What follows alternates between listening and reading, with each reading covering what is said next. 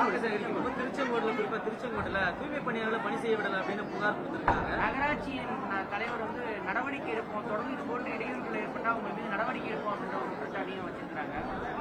அது என்ன நடந்ததுன்னா, அந்த குறிப்பிட்ட வார்டுக்கு நான் போயிருந்தப்ப மக்கள் வந்து அனைவரும் சேர்ந்து அது இவ்வளோ பிரச்சனை இருக்குது, அங்கே சாக்கடை வந்து 6 மாதங்களுக்கு மேலாக அது அடைப்பட்டு தேங்கி இருந்து வெறும் ஒரு சுகாதார சீர்கேடுக்கு வழிவகுத்துட்டு இருக்குன்னு மக்கள் கொந்தளிச்சு பேசிட்டு இருந்தாங்க. ஆக்சுவலாக நான் அதுக்காகவே போகல. நான்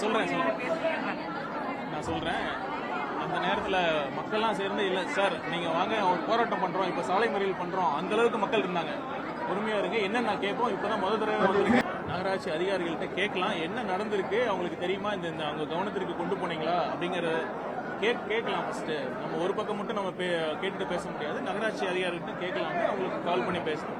ரொம்ப மரியாதையுடன் தான் நாங்கள் பேசுகிறோம். மக்கள் தான் ரொம்ப இதாக இருந்தாங்க. அந்த இடத்துல நான் வந்து அவங்ககிட்ட பேசலன்னா மக்கள் போராட்டமாக தான் வெடிச்சிருக்கோம். ஆனால் இப்போ என்னன்னா அதிகாரிகள் என்ன சொன்னாங்க, நாங்கள் இல்லை சார் நாங்கள் வந்து ரெகுலராக தூர்வாரிட்டு தான் இருக்குன்னு சொன்னாங்க. ஆனால் அது பொய். பார்த்தீங்கன்னா அங்கே தூர்வாரவே இல்லை. அது மட்டும் இல்லை, இது வந்து அந்த குறிப்பிட்ட வார்டில் மட்டும் இருக்கிற பிரச்சனை இல்லை.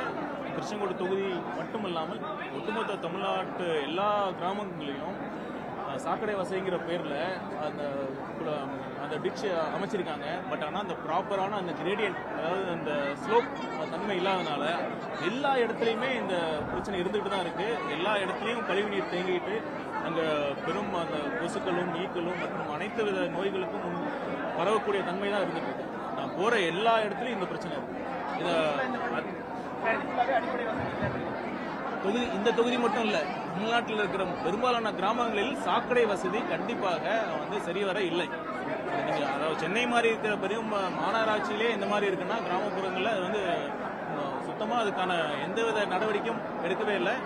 இது பண்ணணும்னா என்ன பண்ணணும்னா, நான் குறிப்பிட்ட அந்த அந்த சாக்கடை போடப்பட்டு கிட்டத்தட்ட 15 வருஷம் ஆயிருக்கு. அப்போவே வந்து ஒரு லாங் டேர்மாக ஒரு பிளானிங் இல்லாமல் அந்த நேரத்தில் என்ன தேவையோ அப்போ வந்து மக்கள் கேட்குறாங்களா, சரி சாக்கடை வசதி போகிறோன்னு போட்டுட்டாங்க. பட் எந்த சாக்கடையும் இறுதியாக போய் அதை சுத்திகரிக்கப்பட்டு இல்லைன்னா வந்து டிஸ்சார்ஜ் ப்ராப்பராக ட்ரீட் பண்ணி அதை ஒரு நதியிலையோ இதில் கலக்கிற மாதிரி எந்த வித ஒரு லாங் டேர்ம் பிளானிங்கே இல்லாத வகையில் தான் தமிழ்நாடு முழுசாக இது மாதிரி தான் இருக்கு. தவிர்க்க முடியாத தம்ப்நெயில்ஸ், கலக்கலான கண்டென்ட்ஸ், சினிமாவும் சீரியஸ் பிரச்சனைகளும், பல வருடங்கள் இடைவெளிக்கு பிறகு இந்த படத்துல ஒரு கலகலப்பும் கைகலப்பும், me too love you thank you அவர்களை மாஸ் ஏத்துறது போயிட்டே தான் இருக்காரே தவிர பிரேக்கே இல்லாமல் பிரேக்கிங் நியூஸ் சொல்லும் தந்தி டிவி ஆப். இன்ஸ்டா தலைமுறை வரை இறங்கி அடிக்கும் தந்தி டிவியின் டிஜிட்டல் எக்ஸ்க்ளூசிவ். அது தண்ணிக்குள்ள போகும்போது ஹேங் ஆயிடுச்சு. உங்களுக்கு விஜய் சார் எந்த அளவுக்கு ரொம்ப பிடிக்கும்? Of course, Malayalis are huge Vijay sir fans. ரெண்டு பேருமே ரொம்ப பிடிக்கும் எனக்கு.